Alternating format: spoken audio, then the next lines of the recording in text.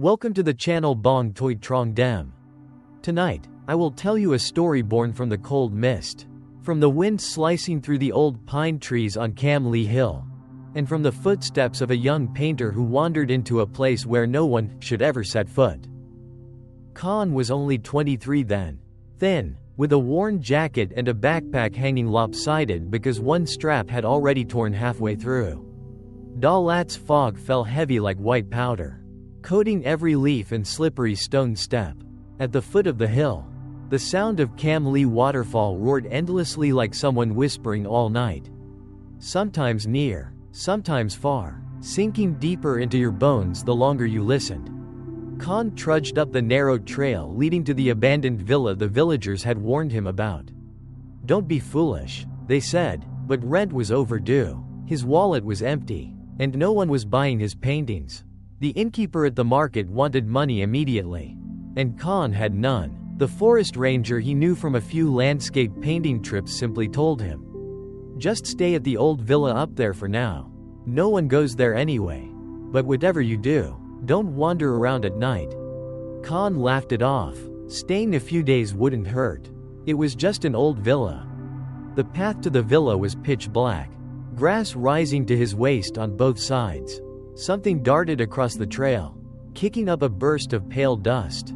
Khánh looked up. The dim lights of Đà Lat in the distance seemed to sink deeper into the thick fog. Ahead of him, the villa appeared, gray, stained, its roof looking torn apart in chunks. The empty windows stared down the hillside like hollow eyes watching him. A cold gust swept past, making him shiver. He inhaled, catching a musty, metallic scent like rust seeping out from inside. He switched on his small flashlight. The weak beam swept through the grand hall. The sound of the waterfall echoed louder inside, blending with the eerie wind threading through the cracked roof tiles. But what made him tense up was something else, a faint, distant sound, like someone tapping a single note on an old piano. Talk, talk, then silence. He froze. His heartbeat stuttered. In the far right corner stood a large ebony piano. Its body split with scorched cracks. Its yellowed keys chipped, some missing entirely, revealing the charred wooden joints beneath. It lay there like a corpse smoked dry decades ago. Khánh swallowed. It must be the wind, he told himself. A house this old was bound to make strange noises. He set down his backpack, draped his sweater over a chair, and lit the oil lamp. The trembling yellow flame illuminated the dust drifting in the air. Suddenly, a faint scent of wild orchids brushed past him. He stiffened. The windows were shut tight, the curtains thick and untouched for years. Yet the air carried the exact scent of the orchids he had once smelled in the forest behind the waterfall. The oil lamp flickered. The peeling walls slowly revealed shapes that looked like long, claw-like fingers gripping the tiled floor. Khánh sat down and rubbed his hands together for warmth. The wind in the hallway screeched like someone dragging something heavy along the ground. Khánh tried to ignore it. He opened his sketchbook, set his pencil down, and began outlining the room. But the pencil trembled slightly. Not from the cold, but from the sensation that someone was standing right behind him, watching. He glanced over his shoulder. Only darkness, thick, inky, and silent except for the distant roar of the waterfall. Khánh chuckled nervously. I'm just imagining things. He started sketching again. This time, the lines came out smoother. But when he shaded the shadow beneath the piano, a sound echoed clearer than before. A piano key, pressed down. The note buzzed with a broken, raspy tone, like it came from something impossibly old. Khánh looked up, every muscle in his ears tightening. That wasn't the wind. He stood, moving step by cautious step toward the piano. The lamp cast a thin layer of light on its body, like stretched skin over burned wood.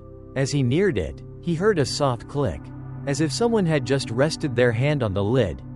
Khánh inhaled deeply, forcing his voice to stay steady despite the pounding in his chest. Is someone there? His voice cracked in the freezing air. In the corner of the room, a sudden violent gust of wind slammed through. The oil lamp whipped sideways. and the piano's shadow stretched across the wall like the outline of a body lying stiff. Another sound followed, softer, more deliberate, like the opening notes of a classical piece. A piece Khánh used to play on YouTube while painting, Moonlight Sonata. But this time, the melody was warped beyond recognition, like it was being strangled beneath layers of ash. Khánh stepped back, his throat dried instantly. Rumor had it this villa once belonged to a wealthy French family. In 1952, a fire burned the entire home to the ground. The parents' bodies were found, but the youngest daughter, the one who played the piano every night, never reappeared. Some said she was trapped in the flames. Some believed her body was hidden somewhere in the forest. Others whispered that her spirit still lingered around this very piano. Suddenly, a scorched smell drifted into his nose. Burning wood, mixed with burnt hair. Khánh recoiled. He bumped into a wooden chair. Nearly stumbling, heart racing, the lamp flickered again, and its light fell upon a crooked painting on the wall he hadn't noticed before. It was a portrait, half burned. The surviving half showed a young French woman. Deep gray-blue eyes, lips pressed tight as if holding a secret. The frame was blackened like charcoal, as though someone had desperately pulled it from the fire. Khánh stared closer. His scalp tightened, every hair rising. The girl in the portrait was staring straight at him. It wasn't the gaze of a lifeless portrait. It was a gaze that followed every breath he exhaled into the freezing room. A soft creak echoed from the hallway door. Khánh snapped around. The door was slowly opening, even though he clearly remembered shutting it tight against the wind. White mist spilled inside like smoke crawling across the floor. And within that mist, a faint silhouette stood completely still. Khánh held his breath. He squinted, trying to make out the shape. The figure was so blurred it could have been nothing more than fog playing tricks on him. But the long hair, that part he couldn't mistake. And the posture, slightly tilted, as if someone were peering at him from within the shadows. The figure did not step inside. But from deep within the mist came a whisper, thin as a thread of smoke. "Yo, here." The voice was so faint it sounded like it rose straight from the ground beneath him. Khánh stumbled backward, one hand instinctively covering his mouth. Cold sweat gathered along the back of his neck. That whisper wasn't the wind, not even close. It carried breath, the rhythm of someone alive. A sharp tap sounded behind him. Khánh turned. On the decayed piano keys, a handprint had appeared, pressed freshly into the dust. He froze in place. The oil lamp flared once, then died, plunging the entire room into a suffocating darkness. And in that darkness, slow, deliberate footsteps began approaching him. Darkness swallowed every line and shape in the room. Only the roar of the waterfall outside remained, crashing like 1,000 souls whispering at once. But beneath that sound, the footsteps stayed sharp and unmistakable, soft as bare feet on cold stone. Khánh stood frozen, his breath caught in his throat, tight as if a hand were squeezing it shut. In the dark, he didn't dare move, he only strained his ears. Slow. Drawn out. Coming closer. Tap, tap, tap, tap. It sounded like fingernails tapping lightly on old tiles. Closer and closer, right behind him. Khánh tried to swallow, but his throat was so dry it wouldn't budge.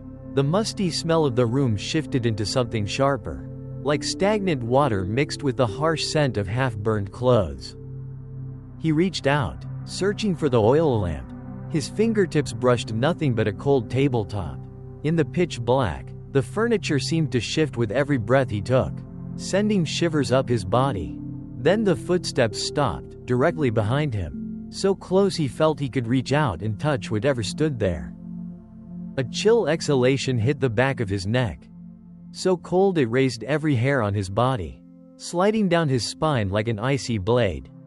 A whisper brushed his ear, thin as wind slipping through a cracked door. "Don't turn around." Khánh bolted forward on instinct. He nearly tripped over a chair, his hand slamming the table hard enough to knock an old wooden box to the floor with a dull thud.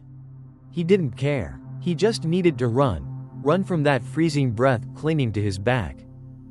He lunged toward the entrance and slammed his shoulder into the door. It burst open, and the wind swept in, spinning the fog into a whirl behind him. Khan gasped, heart raging. He stood at the threshold, terrified to look back even once. The wind from the waterfall blasted upward, spraying icy mist across his face. But within the white fog, there was another scent. Not the gentle orchid scent from earlier, but the acrid smell of burned hair, of human flesh smoked with rotting wood. Khan trembled, holding his breath. Something was behind him in the room, only a few steps away.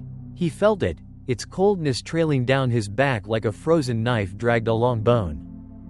In that moment between darkness and the faint light outside, a new sound rose behind him. Tap, tap, tap, tap. But this time, it wasn't footsteps. It was piano keys playing themselves. Broken, off-key notes, as if struck by fingers burned to charcoal. Khan stumbled backward into the yard, but the moment he stepped off the threshold, a white blur swept past his right side, making him flinch violently. He only caught a glimpse, a long, pale dress drifting like mist, flickering in and out of sight before vanishing down the hallway. His legs almost buckled, his body shook uncontrollably, breath shattered in his chest. And then, from the darkness behind him, the whisper returned, almost touching his throat. Don't leave me? Khan staggered farther outside, slipping on mossy stones and falling hard onto the cold ground. He pushed himself up with shaking hands, wiping the wet mist from his face. The night had grown deeper, the fog so thick it blurred the ground beneath him. Every drop of dew that touched his skin felt like a shard of ice. He turned back toward the villa. In the wide open doorway, nothing but darkness, stood the silhouette of a girl. A slender figure stood there, long hair falling over her face, her white dress stained with black patches as if it had once been scorched by fire. She didn't move, not even a twitch. She stood frozen, like a shadow nailed into the cold air. The wind from the waterfall surged, stirring the fog. For a brief moment the mist parted, and Khan saw more clearly. Her hand. Only the fingers remained, blackened and coarse, as if flames had licked them until they charred. He held his breath. The girl did not step out. She only stood there, watching him. Then slowly, painfully slowly, she tilted her head at an unnatural angle, like a neck broken long ago. And through the veil of hair covering her pale face, two sunken, hollow black pits appeared. Khan jolted to his feet and sprinted toward the villa's metal gate. But when he reached it, he stopped dead. The heavy, rusted iron gate was shut tight. He remembered leaving it open when he entered. It normally took two grown adults to push it, yet now it was sealed, unmoving, perfectly closed. Khan yanked it hard. It didn't budge. He pushed again with all his strength, eyes wide with panic, but the gate stayed still, as if someone on the other side were holding it shut. A cold gust swept the back of his neck. Khan spun around. The girl was no longer standing in the villa doorway. She had moved to the steps, her head slightly lowered, hair hanging like a curtain across her face, her thin frame wavering as though she might melt into the fog. But what made Khan's stomach twist was her feet, gliding across the ground. Not stepping. The roar of Cam Ly Waterfall grew harsher, swirling like it wanted to swallow the entire hillside. Khan trembled uncontrollably, voice cracking. Who are you? She tilted her head again, her shoulder twitching as if she were laughing, or crying, or both. Then her whisper rose, clearer this time, but echoing from two places at once, out of the cold air and inside Khan's own skull.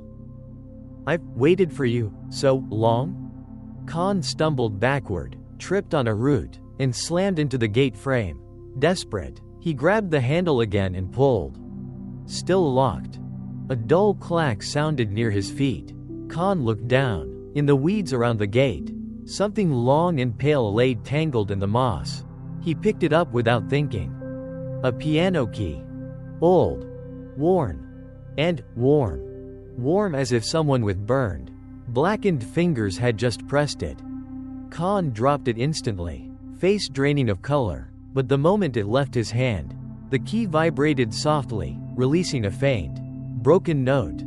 Across the fog-covered yard, the girl's voice rose again, no longer whispering, stretching out like a cry. Do, nt, run? Khan hurled himself at the gate one last time, forcing every muscle he had into the push. The metal groaned, creak, creak, and a narrow gap opened. He squeezed through without daring to look back. The moment he stepped onto the forest trail, a final sound drifted from behind him. A piano note, long, warped, rising from some unimaginable depth. And in that instant, he knew with absolute certainty. Inside that abandoned villa, the thing reaching for him wasn't just a wandering spirit, but the girl who had been waiting there for more than 70 years. Something cold and slick settled on my shoulder, growing heavier by the second, as if a tiny but powerful hand were digging down into my flesh. A breath rose behind me in slow, damp pulses, blowing straight onto the back of my neck, carrying the suffocating stench of something that had not been alive for a long time. My entire body locked up. Every muscle felt stretched so tight it might snap. I tried to draw a shallow breath, but at that exact moment, the thing on my shoulder tightened its grip. My skin burned as if sharp fingertips scraped across it.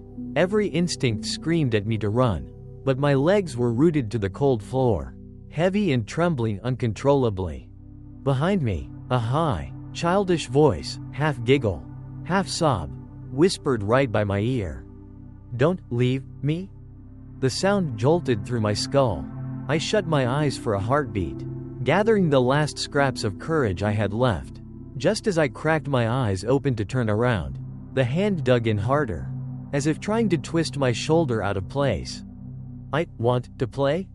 The voice stretched, strangled, like something speaking through a crushed throat. I clenched my jaw, spun around, and swung my flashlight toward the darkness. The beam snapped on, but no one was there. Only a thick, inky blackness that swallowed the light. Yet the feeling of being watched remained. Heavy, close, intentional. My hands shook so violently I had to grip the flashlight with both hands. Step by step, I backed toward the door. Each step echoed with a hollow clack beneath me, amplified by the empty, hungry silence of the house. A small black shape darted across my vision, too fast for the beam to catch. I whipped the light to the right, then to the left. The peeling walls were still there, unmoving, as if nothing had shifted.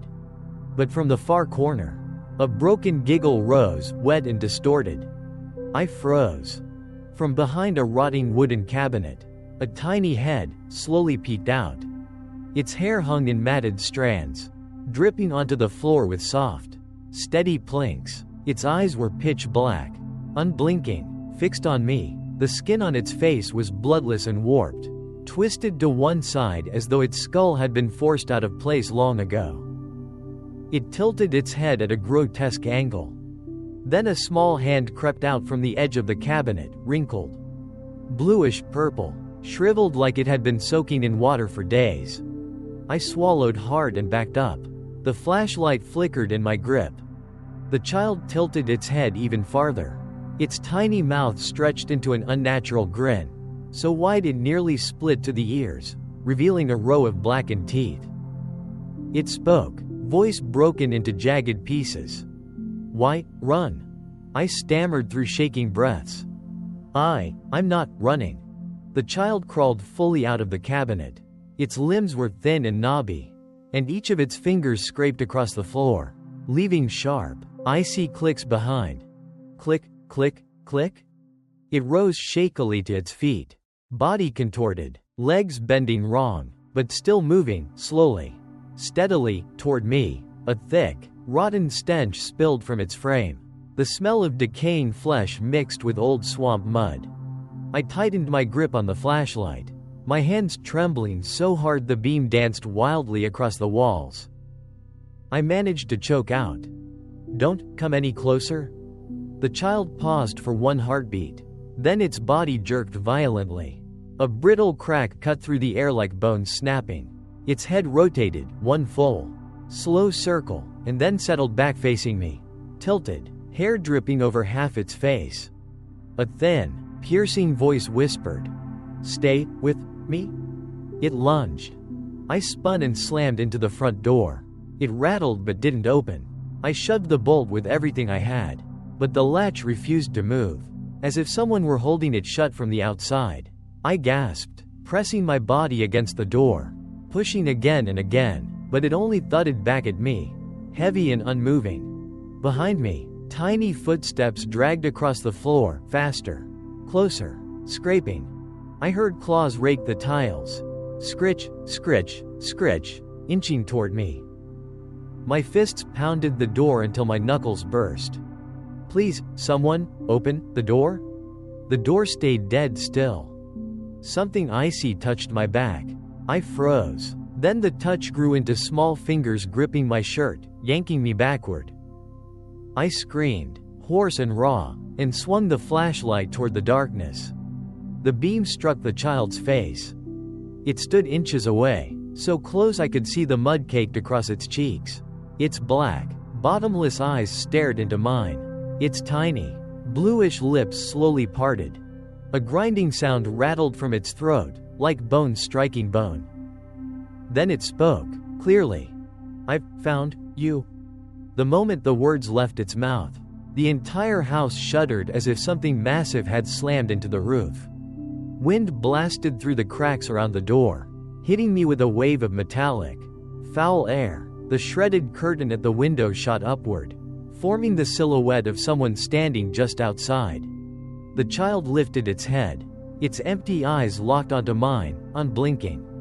Then it whispered one final line, soft as a breath rising from the soil. "Grandmother is coming?"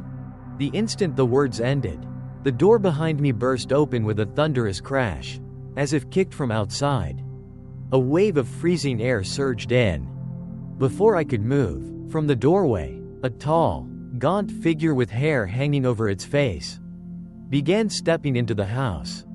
The tall, gaunt figure stood in the doorway, but its posture was wrong. Not human. Its head hung low, long hair spilling forward to cover almost the entire face. The dim glow from my flashlight washed over its body.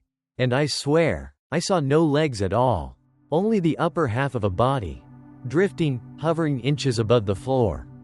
I froze, my throat clamped shut, unable to force out a single sound. The child beside me suddenly collapsed to its knees, scrambling backward into a corner as if terrified of the very shadow entering the house. And that terrified me more than anything. If something no longer human was afraid of that, then what exactly was that? The tall figure slowly tilted its head sideways, more hair falling to reveal a patch of pale, wax-like skin beneath. A thin voice, cold as mist rising from stone, slipped into the room. "Is that you, child?" The child in the corner trembled violently, lowering its head to the floor. Every spasm of its tiny body made faint cracking sounds, like bones shifting under its skin. Then it squeaked, voice brittle and frightened. "I've been good." Its fear was unmistakable. Seeing that, my hands shook so hard the flashlight slipped from my grasp and rolled across the floor, its light spinning up the peeling ceiling. The tall figure slowly turned its head toward me. In that moment, I couldn't move. It felt like invisible hands were gripping my shoulders, pinning me in place. From beneath the wet, tangled hair, an eye opened. Not a human eye. A blank, milky white orb with no pupil at all, just an empty, soulless void. My throat tightened as its voice drifted toward me, whispering right beside my ear even though it stood across the room. "Why enter my home?" I stuttered, each word breaking apart. I was just taking shelter. I didn't know anyone was here." The figure tilted its head further, the sound of tiny bones cracking echoing softly. Then it answered, with a voice not like a human's, but like wind squeezing through a dying house. "Tonight, no one may enter?" A sudden gust blasted through the room so violently that the door behind me slammed against the wall with a thunderous bang. The child crawled up to the floating figure, clinging to that drifting torso, lifting its face like a frightened child begging forgiveness. The shadow bent over it, hair spilling down. I heard a faint hiss. And then their bodies merged. Right before my eyes, the child's form began to dissolve, fading away piece by piece as though blown apart by a slow, icy wind. Its last words slipped out like a dying breath. "I'm so cold?" The moment the child vanished completely, the tall figure swelled, expanding, stretching, its gray flesh sliding over itself like something writhing underneath. I stumbled backward toward the staircase, every heartbeat slamming into my chest like a hammer. I turned, ready to bolt upstairs, but the floor suddenly shuddered, something slamming upward from below. The old carpet bubbled up, then tore open, revealing a gaping black hole like the mouth of a bottomless well. A hand reached out. Not a human hand. Thin as dead branches, skin shriveled and bruised purple, nails long and sharp like an animal's. It groped blindly across the floor before clamping around my ankle with terrifying force. I almost fell. I screamed, kicking wildly, but the grip pulled me with the strength of a rope tightening around my leg. I lunged forward and grabbed the stair railing.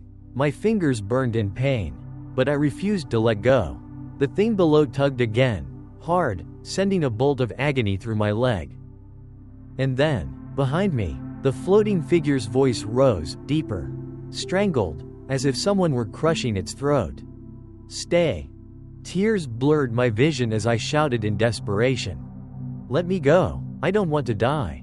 Please." From deep inside the black hole came another voice, old, broken, like someone who hadn't spoken in decades. "Wherever you run, you belong to me?" The thing's grip squeezed harder, its nails digging into my skin. Pain shot up my spine. In pure terror, I snatched the fallen flashlight and smashed it repeatedly against the hand gripping me. A shriek ripped out from the darkness below. The hand released me instantly. I tumbled backward onto the stairs, hitting the railing so hard I saw white flashes. My whole body trembled uncontrollably. My breath came in short, ragged bursts. I looked down. The hole in the floor had vanished, sealing up as if it had never been there. But the floating figure stood at the bottom of the staircase now, staring up at me. Its hair parted to both sides, revealing a gray, sagging face with a mouth torn wide open to the ears. And it smiled. A long, stretched smile, reaching nearly to its neck. Then it spoke, in many voices layered together, broken and suffocating. "Go on, the attic is waiting." A freezing gust swept up the stairs, pushing me forward, forcing my foot onto the next step. But when I reached the 8th step, the entire house erupted with the sound of children laughing, mixed with the shrieking of a woman, echoing down from the 2nd floor. A whisper brushed the back of my neck, so close I could feel the breath. "Don't let grandmother catch you." I froze on the staircase, every muscle locked, ears straining toward the sound crawling across the ceiling of the 2nd floor. It didn't sound like footsteps, nothing human. It was the scraping of something with too many joints dragging itself, rattling, clicking, stopping only to make a wet, choking noise like an animal caught in its own throat. I tried not to look up, but my neck lifted on its own, as if pulled by an invisible strain. The darkness on the upper floor was thick as black fog, and the flickering beam of my flashlight barely reached a few feet before being swallowed whole. From above, a whisper drifted down, soft, but clear, as if someone were breathing right beside my ear. "Come up?" Ice crawled down my spine.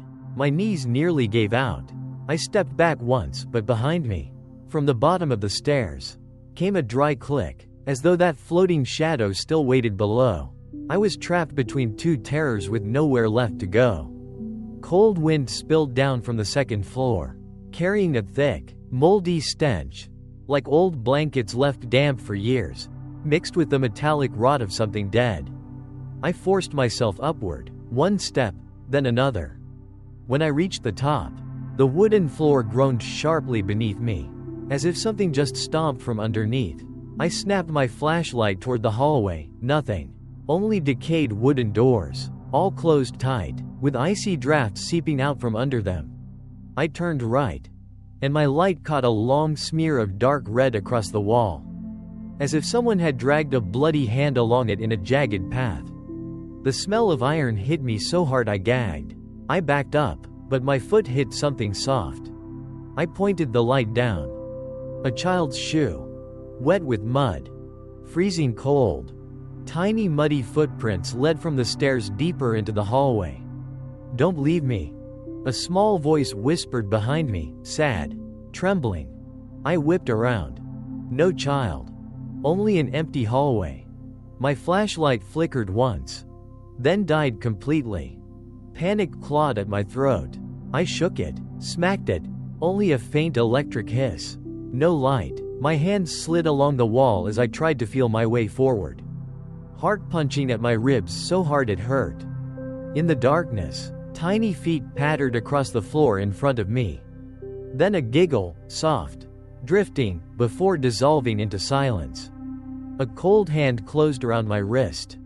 I jerked, pulling back, but the hand held tight, fingers icy and numb, like dead flesh. I couldn't see anything. My breath shook uncontrollably.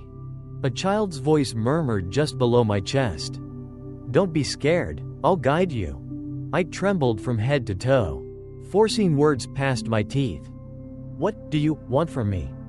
The small hand tightened, soft, cold, lifeless.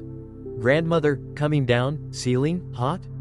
As soon as it said that, the ceiling above me cracked with a long, tearing sound. A loud snap echoed, and dust rained down over my head and shoulders. Then, from the widening crack, an eye appeared. I froze solid. It was huge, pale, bulging.